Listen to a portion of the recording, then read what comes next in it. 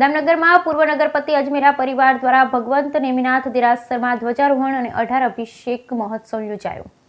દામનગર પૂર્વ નગરપતિ અજમેરા પરિવાર દ્વારા ભગવંત નેમિનાથ દેરાસરમાં ધ્વજારોહણ 18 અભિષેક મહોત્સવ યોજાયા। દામનગર શહેરમાં ભગવાન નેમિનાથ દેરાસરમાં પૂર્વ નગરપતિ શ્રી હસુભાઈ અજમેરા કુટુંબના પુત્ર રત્નો દ્વારા ધ્વજારોહણ કરાયું।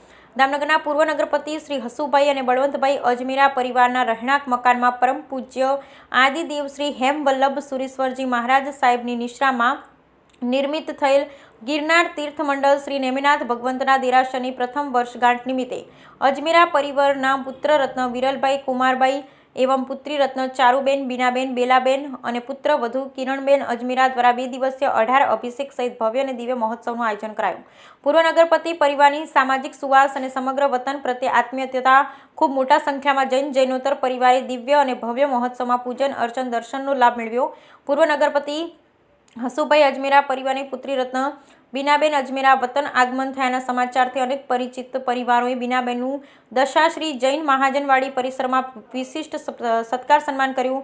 દામનગર અજમેરા પરિવારના પુત્રી રત્ન અને પુત્ર રત્ન શ્રી ઉદારતા અને ગુરુ ભગવંતની યજ્ઞાવૃત્તિ ભવ્ય ભગવંત નેમિનાથનું દેરાસર નિર્માણનું કાર્ય કરાવ્યું, જે સમસ્ત માનવ સમાજ અને યુગ યુગાંતર ધર્મપરાયણતાનો સંદેશ આપતું રહેશે। દિવ્ય દેરાસરની પ્રથમ વર્ષગાંઠ દિને ધ્વજારોહણ અને 18 અભિષેક મહોત્સવ યોજાયો। Bureau report Natwarlal Jepatiya. ગુરુદેવ અહીંયા દામનગરમાં આવ્યા અને એમને મારા સુરેશભાઈને વાત કરી કે આપણે દેરાસર કરવું છે, એટલે તરત જ અમે કીધું કે આ જગ્યામાં દેરાસર કરીએ।